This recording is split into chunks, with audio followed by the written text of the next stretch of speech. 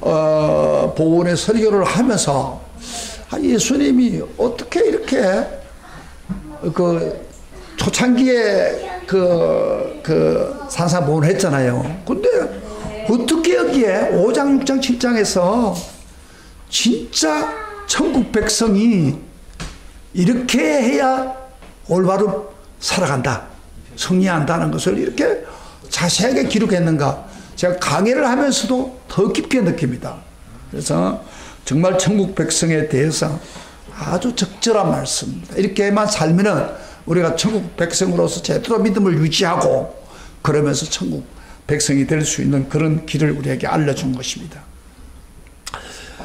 이상하게도 사람은 누구에게나 자신을 자랑하고 싶은 마음이 있지요.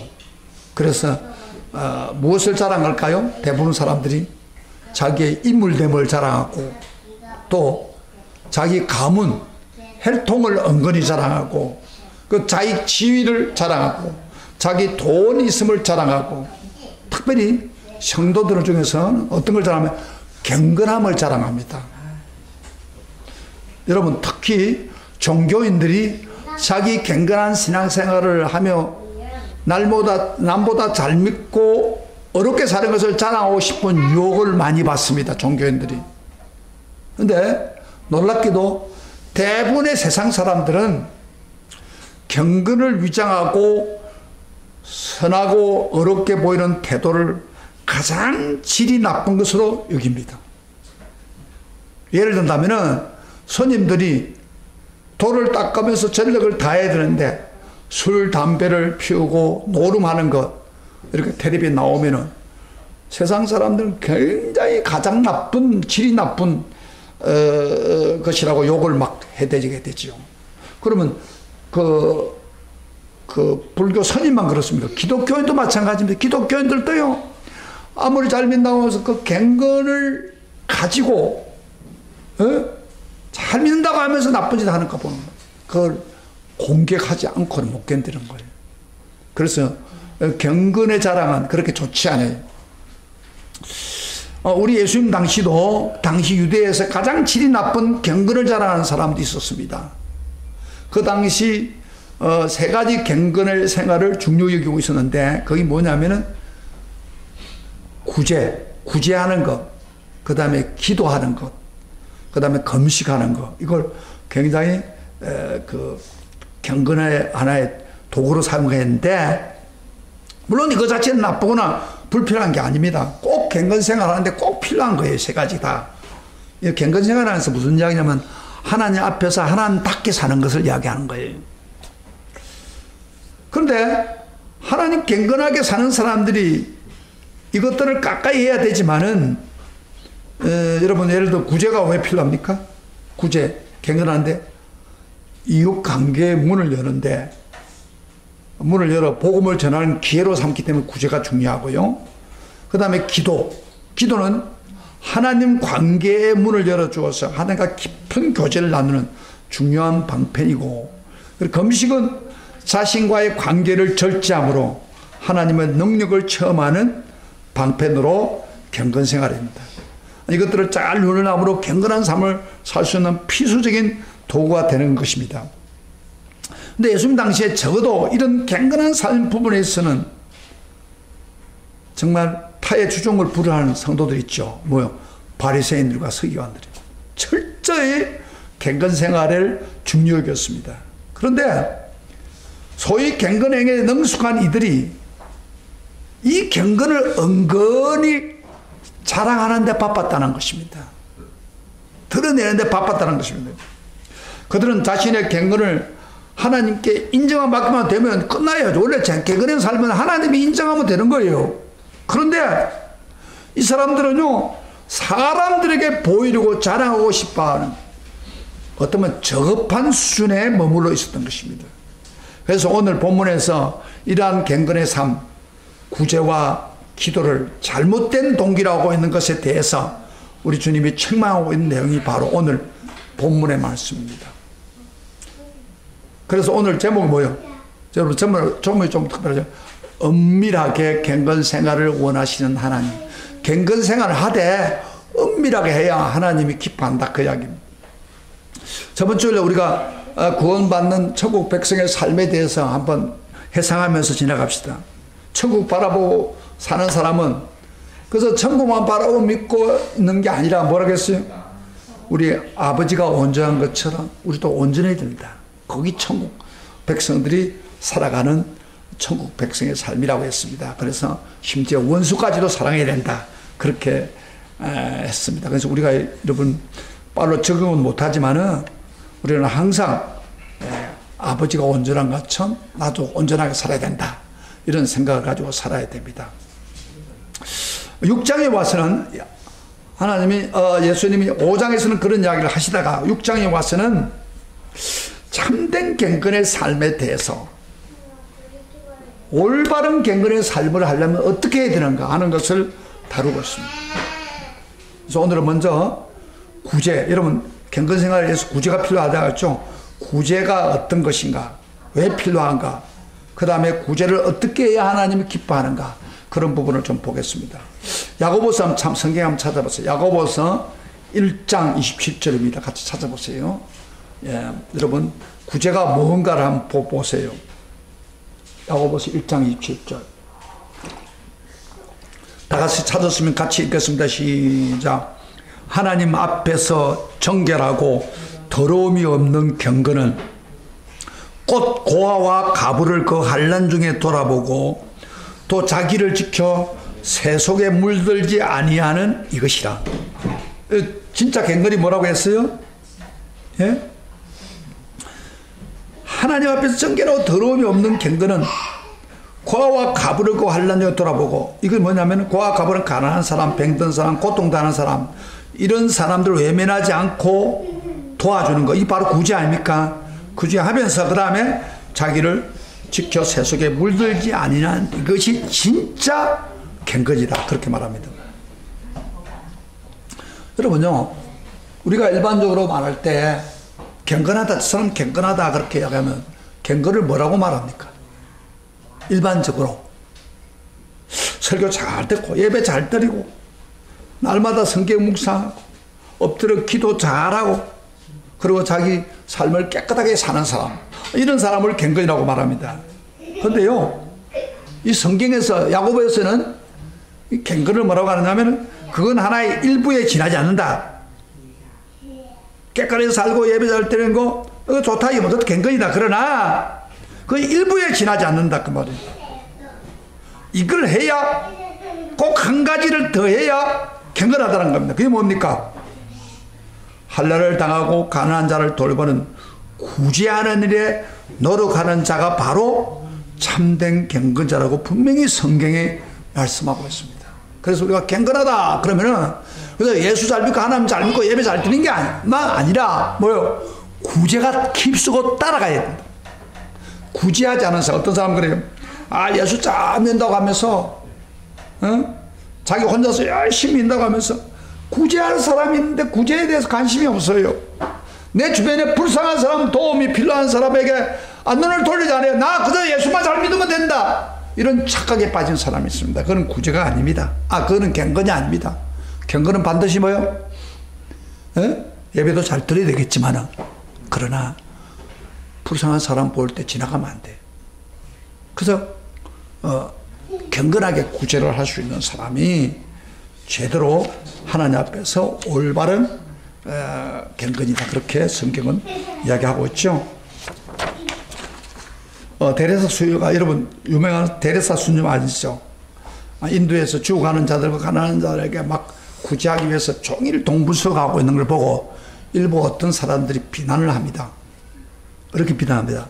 자기들은 구제도 전혀 안 했던 사람들이 이렇게 비판합니다. 가난한 자에게 날마다 물고기를 잡아주면 더 게으러진다. 따라서 낚싯대를 줘야 한다. 그래서 그들이 입에 물고기를 넣어주는 것은 바람지 않고 낚싯대를 가지고 고기를 잡도록 해준다. 그런 경우에 비판을 했습니다. 이런 비판에서 데레사 순자가 이런 이야기, 조용하게 이렇게 대답했습니다. 내가 돌봐주는 사람은 일어설 힘조차 없는 사람들이고 병들어 자기 스스로 손가락 조차 입에 넣을 수 없는 사람들이고 정신 이상에 걸린 사람들이다. 그들에게 낚싯대로 돌려줄 수 없다. 입에다가 물고기를 넣어 줘야 한다. 그런 후에 그들이 다행히 자기 힘으로 일어서게 되면 당신들에게 이 사람을 보내줄 테니까 그때 낚싯대를 돌려주십시오. 그렇게 그런 이야기를 했답니다. 그래서 우리 주변에 정말 낚싯대를 갖다 주워 들고 일어설 힘조차 없는 사람들이 너무 많습니다. 이들에게 필요한 것은 뭐요? 실제적으로 도와주는 것입니다. 이것이 구제입니다. 여러분요, 성경에는 구제에 대해서 그렇게 말 안 하는 거다. 설교 들으세요. 설교 집중해요. 우리 성도들이요, 오늘날 교인들이 이 구제를 해도 되고 안 해도 되고 그렇게 생각하는 사람이 있어요. 경건한 삶에 있어서 아까 이야기했죠. 구제는 필수적입니다. 여러분 성경에 보면은, 여러분 구약에 보면은 하나님 너무 두렵고 엄하고 공의로운 분으로 묘사됩니다. 그래서 불과 빽빽한 구름 가운데 하나님 나타나서 내성백령 같은 말씀으로 말씀할 때 사람들이 벌벌 떨었어요. 정말 구약에는 무슨 공의로운 분으로 구약에 묘사되어 있습니다. 일부분은. 그러나 구약 성경을 자세히 보면은 하나님은 공의로운 분만 아니라 또 하나의 성품, 사랑과 자비가 많으신 분 것을 우리에게 말씀하고 있습니다. 그래서 얼마나 자비로운 분인지 구약에서 가난한 사람을 하나님이 배려하고 있는 교훈들을 여러 군데 성경을 볼 수 있어요. 신명기 15장으로 한번 성경 한번 찾아봐요. 15장에 하나님이 그 공의로운 그 하나님이 얼마나 자비로운 분을 우리에게 가난한 사람을 돌보라고 말씀하고 있는 걸 봅시다. 신명기 15장 한번 찾아봐요. 11절입니다. 성경을 찾으라면 찾으세요. 성경도 안 보면 직접 보라고. 11절을 보세요. 우리 하나님 자비하신 마음을 표현하고 있습니다. 11절 나같이 시작. 땅에는 언제든지 가난한 자 끝이지 아니하겠으므로 내가 내게 명하여 이르노니 너는 반드시 내 땅 안에 내 행제 중 곤란한 자와 굶주리는 자에게 내 손을 펼치라.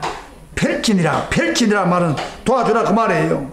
곤란한 자, 굶주리는 자 있으면 항상 가난한 사람이 있는데 그 사람에게 내 손을 펼치라. 여러분, 땅이 존재하는 한 가난한 사람 항상 있습니다. 그 사람에게 내 손을 펼치라. 여러분, 한국이 GNP가 뭐 3만 오른다 하지만은 아직도 가난한 사람 많아요. 제가 가끔 이렇게 산으로 가면요, 그 보모 알잖아요. 옷을 막 하여튼 몇 개월을 빠지지 않은 옷인지 모르는 냄새나는 옷을 입고 막 배낭을 메고 시커먼 얼굴도 해소도 안 하고 머리 북 돌려주고 가는 사람 보잖아요. 막 지나가 막 냄새가 나요. 찌릉 냄새 나요. 요 사람들이 있단 말이에요. 가난한 사람이에요. 정말 우리가 구제해야 될 사람이에요. 자존심이 있으니까 뭐 손 안 내고 그러지만은 참 그런 사람들이 오늘날 GNP가 3만 불 이상 돼도 가난한 사람이 항상 있단 말이에요. 하나님 말씀하래요. 그런 사람들에게는 항상 손을 펴라. 도와줄 준비를 해라. 그런 거예요. 하나님은 얼마나 가난한 사람을 기여기는 것을 이야기하고 있잖아요. 그리고요, 바로 10절 그 한 절 앞에 보면은 구제를 하면은 그렇게 그 사람들 구제하면 복을 주겠다고 그렇게 말합니다. 자, 10절 같이 봅시다. 앞에 10절입니다. 15장 10절 시작. 너는 반드시 그에게 구제할 것이요. 그 다음에 구제할 때는 아끼는 마음을 품지 말 것이다. 이로 인하여 내 하나님 여호와께서 내 범사와 내 손으로 하는 일에 내게 복을 주리라. 이렇게 구제하면은, 아끼지 않으면 하나님이 내게 범사에 복을 주겠다. 그렇게 말합니다. 그래서 우리가 구제는요, 어떤 면에서 하나님이 하라고 하는 거지만 동시에 하면은 하나님이 구제에 복을 줍니다. 잠언 19장 17절 아주 유명한 성경 구절이죠. 이거는 뭐 정말 우리가 잘 아는 중요한 건데, 이런 말입니다. 가난한 자를 불쌍히 여기는 것은 여호와께 꾸이는 것이니. 우리 한번 같이 따라해 보세요. 가난한 자를 불쌍히 여기는 것은 여호와께 꾸이는 것이니. 이 무슨 말이에요? 여호와께 꾸이는 것이다. 다시 말하면 하나님께 내가 가난한 사람 도와주면 하나님께 돈을 빌려주는 거랑 똑같다 그 말이에요. 여러분, 돈을 빌려받는 사람이 반드시 갚아야 되잖아요. 우리가 가난한 사람한테 주면 앞나는 물질이 없어진다 생각하지만 절대 아닙니다. 하나님께 꾸며주는 거예요. 그래서 나중에 선행을 갚아주는 거예요. 할렐루야. 아멘. 그래서 구제가 이렇게 중요합니다. 이제 구제받는 사람, 구제하는 사람 반드시 복을 받는다는 것은 하나님 못을 딱 봐. 그의 선행을 그에게 갚아주리라. 그렇게 말하고 있습니다. 때가 되면 갚아주는 하나님. 그래서 가난한 사람한테 허비다. 그 사람한테 내가 주면 내가 다 잊어버린다 생각하지 마세요. 하나님께 구워주는 거예요. 할렐루야. 그래서 우리는 구제는 중요합니다. 그러면 구약만 그렇습니까? 신약의 하나님 한번 봅시다. 구제에 대해서 좀 필요성을 이야기하고 있습니다. 신약 하나님은 어떻게 나타났습니까? 하늘의 영광스러운 보좌를 버리고 인간의 눈높이를 내려오신 분이 바로 우리 예수님 아닙니까? 그분이 이 세상에 태어날 때 어떻게 태어났습니까? 말구유 가장 가난한 자의 모습으로 세상에 오셔서 가난한 자에게 먼저 복음을 전했습니다. 일평생 예수님 복음 전하보면요, 가난한 자, 병든 자, 세상에 따돌림 받는 자, 세리들, 이런 사람의 편에 서서 그들에게 먼저 복음을, 여기 예수님이 불만을, 그 당시에 바리새인들이나 이런 사람들에게 불만을 받는 이유 중 하나입니다. 죄인의 친구로. 그건 정말로 우리 예수님은 구제를 하시는 분입니다. 풍성한 자기의 가난함을 보여주고 직접 그들과 눈높이에 맞춰가지고 살고 있는 분입니다. 그렇다면 이 지구상에 세우고 있는 교회는 뭐예요? 예수님 몸이라고 그랬죠. 몸. 예수님 머리고 몸인데, 그럼 교회는 어떻게 해야 돼요?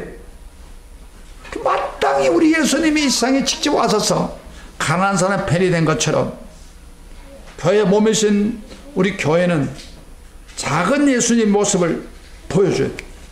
그래서 교회에 출석하는 성도라면 항상 우리는 뭐요? 가난한 자의 편에 서야 됩니다. 사랑을 실천하는 자의 모습을 지녀야 됩니다. 이게 구제입니다. 구제는 이렇게 중요합니다. 기독교에서는 구제가 얼마나 해도 좋고 안 해도 좋은 게 아니에요. 우리 교인들은 예수님 몸이기 때문에 마땅히 구제해야 돼요. 이것이 성경 전체의 흐름입니다. 여러분, 신약시대 최초의 교회, 그 오순절 교회에서는 뭐가 있습니까? 구제가 시작됐습니다. 제일 먼저. 그 당시에 너무 가난하여 끼니를 걸을 수밖에 없는 시대입니다. 그래서 하나님이 너무 안타까워가지고 부자들, 돈 좀 있는 사람이니까 농가 밭을 팔아가지고 당자의 그 사람들을 하나님께 바쳐가지고 하나님께 그 가난한 사람 구제해라. 그 감동을 줬어요. 그래서 많은 사람들이 가지고 있는 사람이 하나님이 성령이 역사할 때마다 계속 팔아서 하나님께 바치라고 하니까 안 바칠 수 없잖아요. 그래서 바라마 같은 사람도 바치고 다 바치잖아요. 바쳐가지고 그걸 가난한 사람이 다 나눠 먹게 해요. 그래서 그들이 구제를 실천한 거예요. 그래서 이 기독교의 처음은 구제입니다. 구제부터 시작되는 겁니다. 그래서 우리 성도들요, 가끔 이게 도시 살다 보면은 제가 서울에 올라왔을 때 제일 마음이 아픈 게 뭐잖아요. 제가 이제 서울에 올라왔을 때 신학생으로서, 가난한 신학생으로서 돈 없는 신학을 공부하러 왔는데 사람들이 얼마나 싸늘한지 남 옆에 지나가 쳐다보지도 않아요. 서울에 살다 보니까 뭐 모르는 거예요. 자기만 하고 남이 뭐 어떻게 배고파 죽겠는데도 다 들어가는데 쳐다보지도 않아요. 이건 기독교 문화가 아닙니다. 잘 보세요. 예수 믿는 사람은 가난한 사람이 지나가면 그 사람 뭐 그게 아니라 저 사람 얼마나 안타까워서 저렇게 돈을 이렇게 구걸하나. 그래서 있으면 한편에 주고 싶은 마음이 있어요. 이게 교인이에요. 근데 그런 마음이 없다면 잘못된 거예요. 기독교인이 아니에요. 기독교인은 반드시 구제가 중요합니다. 그런데 이게 구제가 기독교에서 참 중요한데 문제는 이 구제를 할 때에 자칫 잘못하면은 외식하기 쉬운 함정을 가지고 있습니다.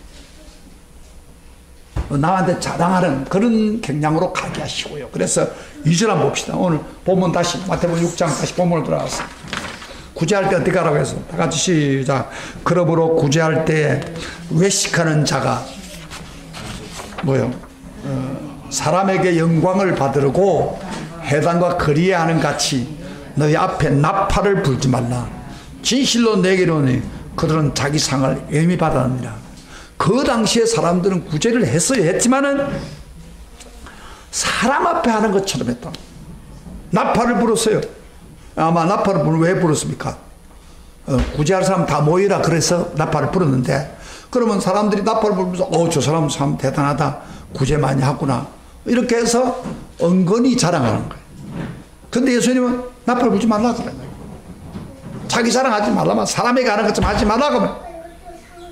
지금도요, 나팔을 불 때에 남 구제하는 것 잘하잖아요. 여러분, 수해를 당했다든지 어려운 일 있을 때 사람들이 막 그 KBS나 이런 데 가서 헌금하잖아요. 그런데 그때 헌금한 사람들 막 어떤 사람들 막 100만 원, 1000만 원 막 하죠. 근데 언제? 텔레비 볼 때. 그 사람들 구제하고 싶은 바라도 텔레비에 자기가 은근히 자랑하는 것을 하기 위해서 간다. 그런데 텔레비에서 중계 안 하면요, 그렇게 구제가 많이 안 된답니다. 그래서 사람은 구제를 하되 항상 자기를 드러내려고 하는 경향이 있단 말이에요. 그런데 예수님 그렇게 하지 말라고. 사실 구제는 세상 사람들이 인정한 최고의 선이죠. 그래서 구제를 절개하는 자는 성자력입니다. 대려서 그런 거 아니에요. 그래서 언론이 구제를 많이 하면은 종교가 찬사를 받게 됩니다.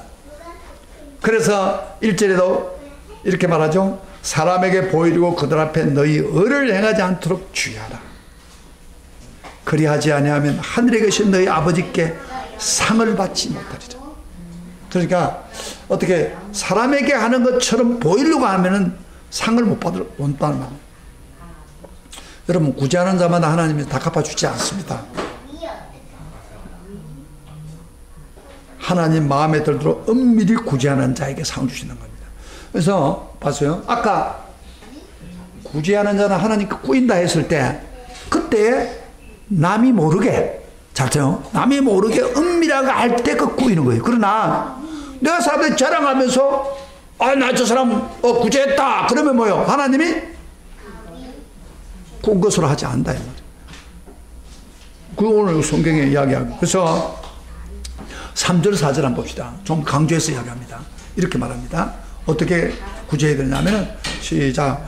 너희 구제할 때에, 그 다음에 오른손이 하는 것을 왼손이 모르게 하여 내 구제함이 은밀하게 하라. 은밀한 중에 보시는 너희 아버지가 갚으시리라. 그렇지요? 그러니까 오른손으로 구제하는데 왼손이 모를 정도로 은밀하게 해라. 그래야 하나님이 갚으신다. 그런 이야기예요.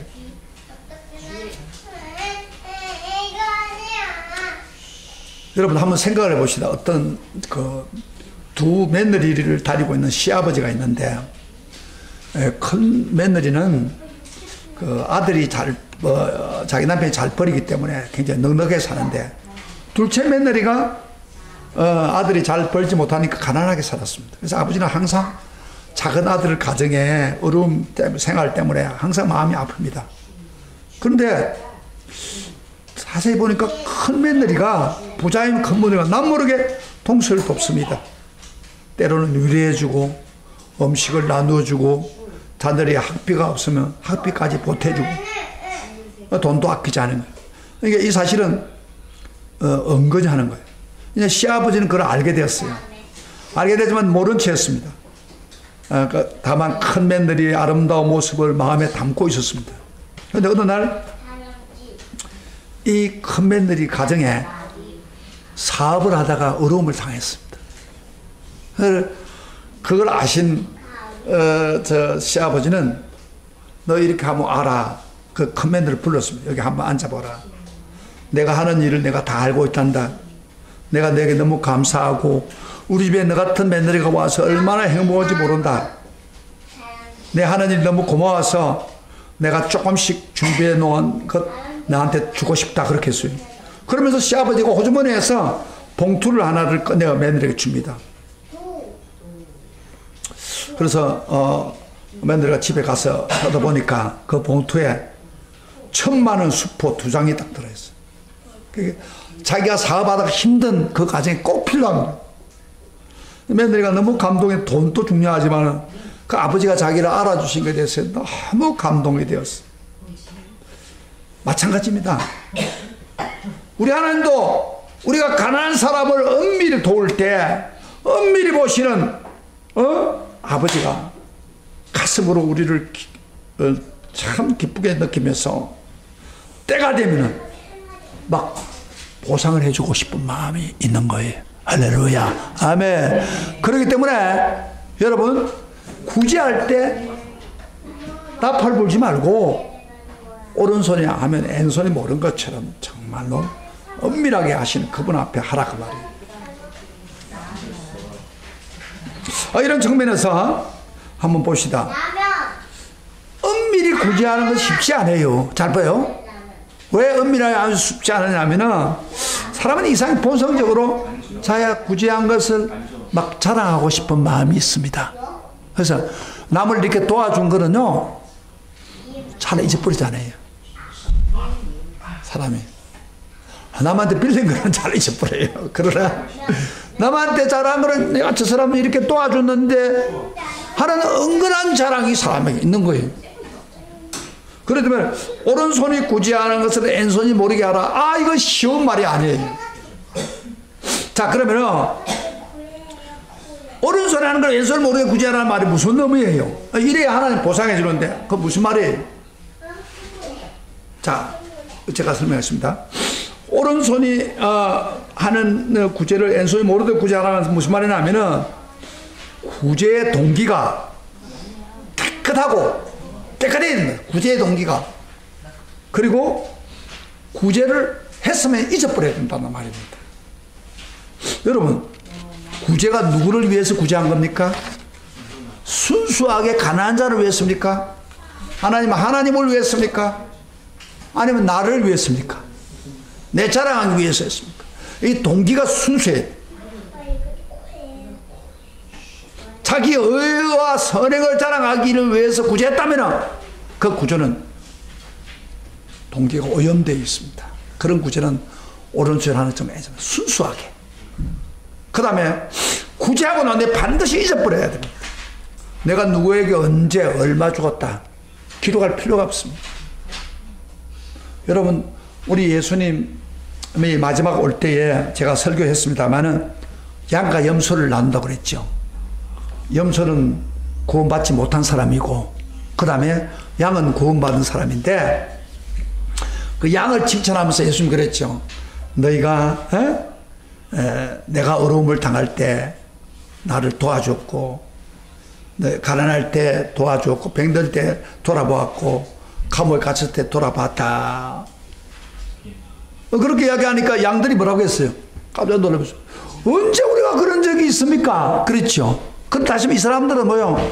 구제한 것을 잊어버리고 있는 사람. 이게 정상적인 우리 성도들의 구제입니다. 그러니까 구제를 하기는 하되 정말 남이 구제했던 것을 잊어버리고 순수하게 구제하는. 그러면 하나님이 때가 기억해서 때가 되면 하나님이 역사할 때가 온다. 이게 진짜 구제랍니다. 자, 오늘 한 가지만 더 하겠습니다. 은밀하게 갱건의 삶에 구제를 해야 되고, 두 번째로는 뭐예요? 갱건한 생활인 기도에 대해서 주님이 언급하고 있습니다. 5절부터 시작해서 여러분 한번 물어볼까요? 자, 들어보세요. 기도가 어려워요, 쉬워요? 대답해봐요. 한번. 기도가 어려워요, 쉬워요? 사람이 급할 때는 기도하죠. 그러나 평소 때 기도가 쉬워요, 어려워요? 응? 기도가 어려워요, 쉬워요? 기도가 어려워요. 왜 기도가 어려운지 잘 들어보세요. 왜 기도가 어렵냐면요, 우린 기도를 누구한테 하는 거예요? 보는 자에게 하는 게 아니고 핸드폰처럼 사람 보는 사람한테 하면 쉽죠. 그런데 전혀 보이지도 않고 우리는 그 사람들은 대부분이 어디에 갇혀 있어요? 땅에서 사는 존재로 시공에 갇혀 삽니다. 그런데 하나님은 영이시죠. 보이지 않는 하나님이죠. 그러니까 보이지 않으니까 내 기도 듣고 있나 안 하고도 모르고 깨달을 수도 없고 만져줄 수도 없고 하다 보니까 기도를 하는데 정말 내 기도를 듣고 있나 그런 것 때문에 결코 기도가 쉽지 않습니다. 기도가 쉽지 않다 보니까 기도가 결코 잘못된 기도 빠질 경향이 많습니다. 기도를 할 때. 당시에 유대 사람들은 기도하기는 하는데 우리 예수님 볼 때는 바른 기도를 못했습니다. 그래서 본문에 유대인들이 잘못된 기도를 지적하고 그러면 참된 기도가 무엇인가를 가르치고 있는 것이 오늘 본문에 나오는데, 우선 유대인들이 드리는 기도의 잘못 부분이 뭐냐 하면 두 가지를 지적하고 있습니다. 예수님이. 자, 첫째로 유대인이 하나님께 기도하면서 기도하면서도 실상은 사람에게 기도하기 때문에 그들이 잘못이라는 것입니다. 5절 한번 봅시다. 같이 성경 봅시다. 5절 시작. 또 너희가 기도할 때 외식하는 자가 하지 말라. 그들은 뭐요? 사람에게 보이려고 해당과 큰 거리에 서서 기도하기를 좋아하느니라. 내가 진실로 너에게 이르노니 그들은 자기 상을 이미 받았느냐. 결국 그들은 사람에게 보이기 위해서 기도했다는 거예요.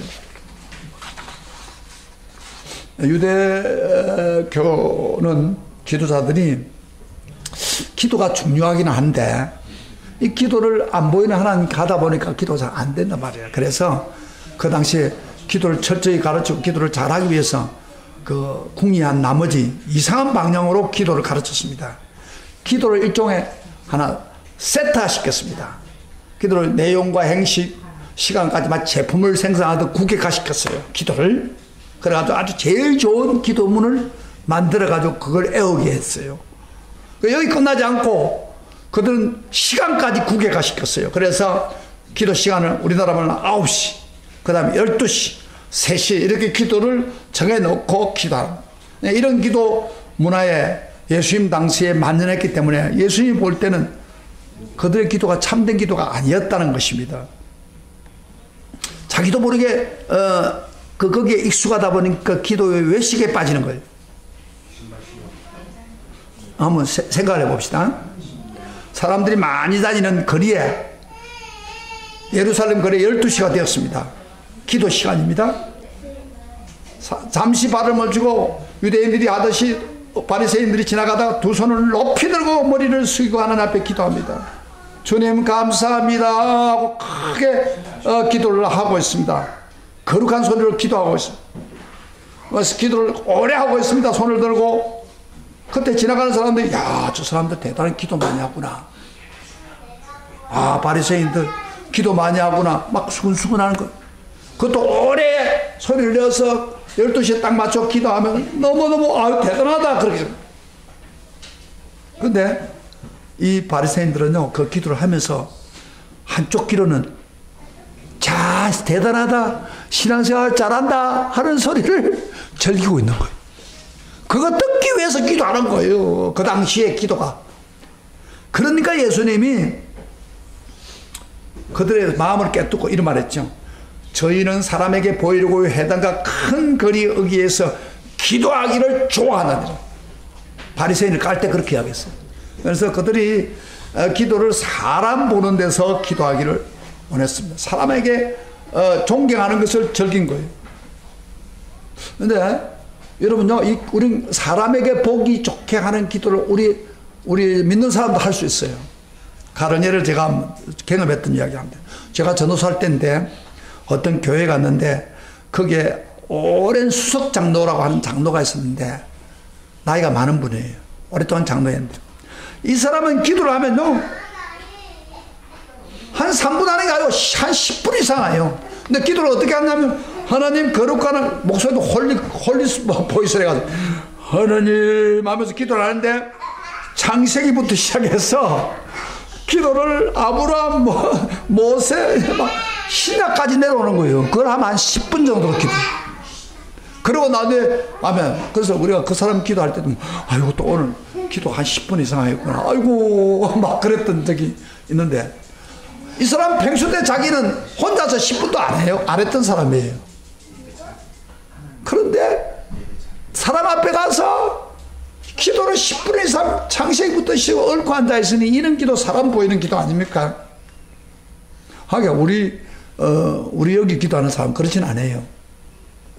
그러나 이제 기도를 많이 하다 보면 나도 모르는 사이에 그렇게 되는 경향이 있다 이 말이에요. 그래서 우리 모두가 사람을 의시한 기도를 하면은 자기 상을 이미 받았다. 하나님이 응답을 해줘야 되는데 사람을 보고 기도했으니 그 응답이 받겠냐 그러냐, 그런 경건을 하지 말라 그런 이야기고. 그 다음에 둘째로 예수님이 시작한 유대인의 잘못된 기도는 사람에게 보이게 있는 잘못이고, 그 다음에 중언부언하는 기도에 대해서 이야기합니다. 7절 우리가 이거는 좀 여러분들이 좀 난제 중에 하나니까 제가 보여드리겠습니다. 7절 다 같이 봅시다. 시작. 또 기도할 때 뭐요? 이방인같이 중언부언하지 말라. 저희는 말을 많이 하여야 들으실 줄 생각하느냐. 여기 중언부언이라는 말은 헬라 말로 바틀로게오라는 말인데, 이 말은 무슨 말이냐면은 의미 없는 말을 반복하거나 의미 있는 말을 하되 마음을 쏟지 않고 반복하는 것, 그걸 중언부언이라. 그래서 기도를 하다 보면요, 하나님을 의식하지 않으면 그만 입에서 사랑하시는 하나님 이러면서 진짜 사랑의 하나님을 고백도 안 하고 계속해서 그동안 기도했던 습관을 해가지고 막 이렇게 입에 사는 경우가 있어요. 그게 중언부언입니다. 마음을 쏟지 않아요. 의미 없는 말을 계속 반복하는, 그러니까 이런 기도를 하지 말라는 겁니다. 그러면 마지막으로 우리 하나 봅시다. 하나님이 좋아하는 기도가 뭐예요? 하나님이 좋아하는 기도, 성경에 그 경건에서 우리 6절 갑시다. 6절 다 같이 시작. 너희는 기도할 때에 내 골방에 들어가 문을 닫고 은밀한 중에 계신 내 아버지께 기도하라. 은밀한 중에 보시는 내 아버지께서 갚으시리라. 이 갚으시라고 말은 응답해 준다고 말이에요. 은밀한 골방 기도를 하나님 좋아한다고 말이에요. 여러분, 골방 기도라는 게 뭐예요?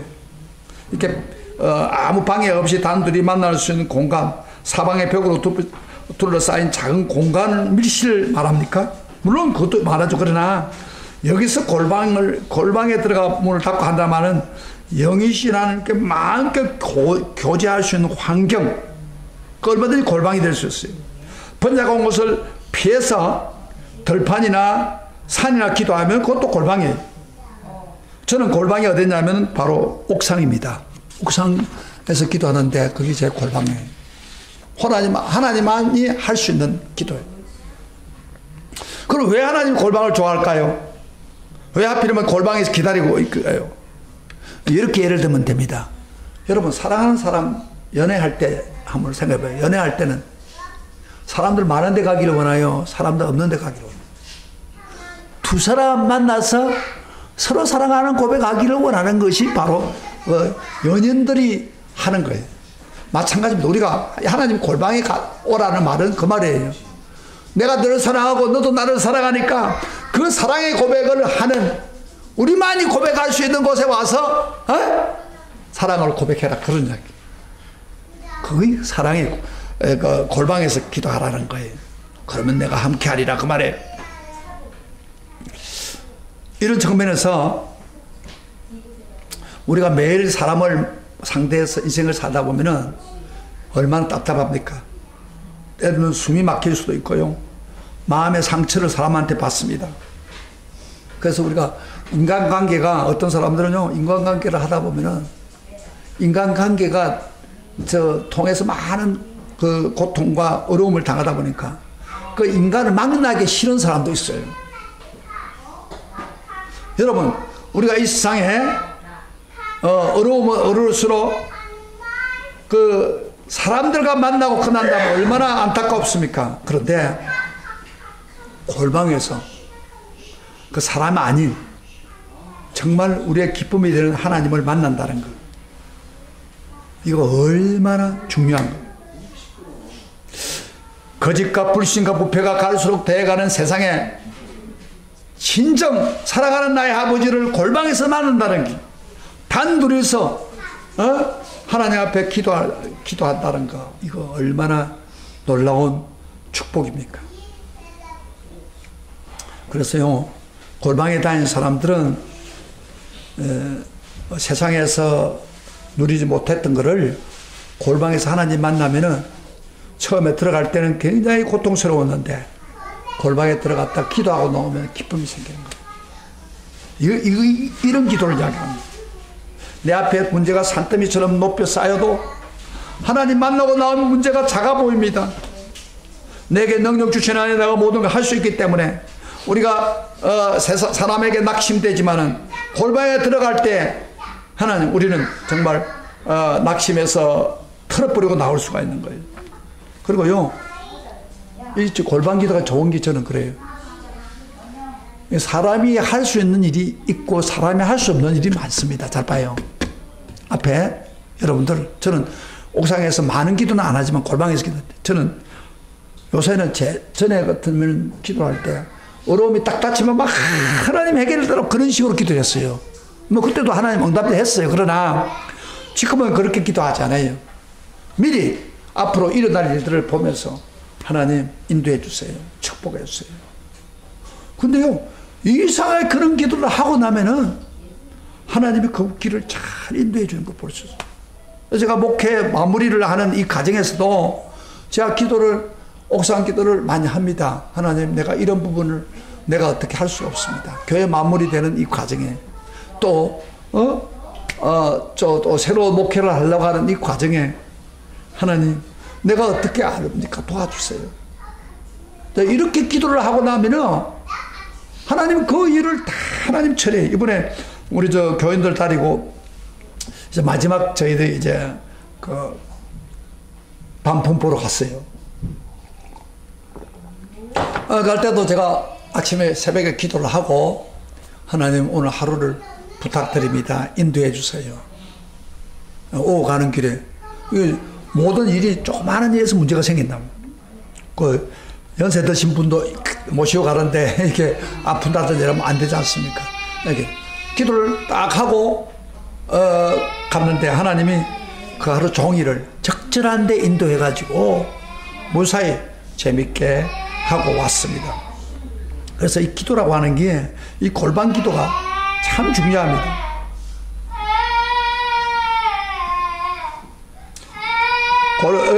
길로에 들어갈 때는 괴로웠는데 골방에 들어가서 천사에 올라오고 나올 수가 있는 거예요.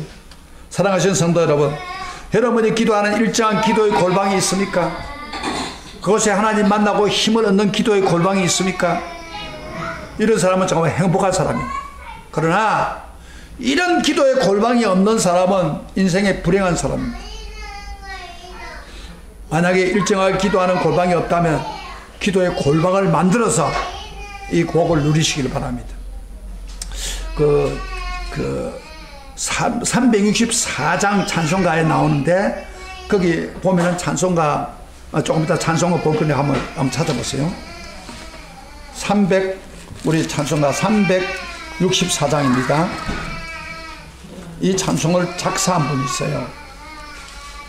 그 왼쪽에 보면은 월드 포드라는 사람, 1845년에 이 찬송을 작사했는데, 이 사람이 어떤 사람이냐면요, 월포드 목사인데 시각장애인입니다. 눈이 안 보이는 사람이에요. 근데 눈이 안 보이는 사람이 힘들지 않겠어요? 앞이 깜깜하니까 항상. 그런데 이 사람이 내 기도하는 그 시간, 그때가 가장 지겹다고 하지 않고 가장 즐겁다고 하면서 찬양 작사를 한 거예요. 우리가 생각해 보세요. 눈이 딱 막혔을 때 얼마나 답답합니까? 그런데 이분은 기도하는 시간 너무 즐겁다고 이야기합니다. 그래서 이렇게 1절에 이렇게 합니다. 내 기도하는 그 시간, 그때가 가장 즐겁다. 이 세상 근심 걱정 얽매인 나를 부르사 내 진정 소원 주 앞에 낱낱이 바로 아래요. 큰 불행 당해 슬플 때 나 위로받게 하시네. 이분이 그 시각장애인데도 불구하고 이 기도의 감동을 보고 있었고 골방 기도를 체험했던 사람입니다. 내 기도하는 시간, 그때가 가장 즐겁다.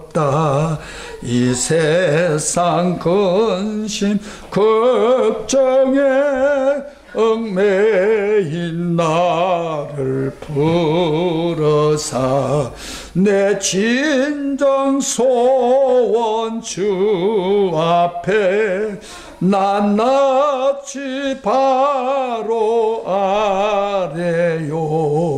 큰 불행 당해 슬플 때 나 위로 받게 하시네. 월포도 목사는 눈은 시각장애지만은 하나님과 만난 그 기도가 얼마나 근심 걱정을 얽매인 것을 풀어주고 불행을 당할 때 슬플 때 위로받는 순간이기 때문에 그 기도가 즐겁다고 그랬습니다. 여러분, 골방 기도는 우리 영혼을 소생시키는 은혜의 셈입니다. 불가능을 가능케 하는 기적의 현장입니다. 우리의 공허함을 하나님이 충만으로 채우는, 우리의 필요를 공급받는 복의 통로입니다. 우리의 모든 삶의 골방이 계시는 하나님, 거기다 주파수를 맞추면 골방에서 임하시는 하나님의 놀라운 은혜와 능력을 힘입어 이 세상을 넉넉하게 살아갈 수 있습니다. 그럼 우리 모두 얼마든지 승리할 수 있습니다. 어떤 문제도 극복할 수 있습니다. 어떤 슬픔도 이겨나갈 수 있습니다. 지금도 하나님은 골방에서 우리를 기다립니다. 여러분, 골방에 기도가 있습니까? 골방에서 주님이 기다리고 있습니다. 오늘 말씀, 우리가 말씀대로 경건한 삶을 살 때도 엄밀하게 할 때에 하나님께서 갚으시는 그런 말씀, 구제도 갚으시고 엄밀하게 정말 골방 기도를 하는 자에게 하나님이 갚으시고 응답하신다는 것을 꼭 마음 명심하고 그렇게 살아가는 성도 되시길 축복합니다. 우리 오늘 다 같이 일어나서 이 찬송 하나 부릅시다. 이 찬송을 부를 때에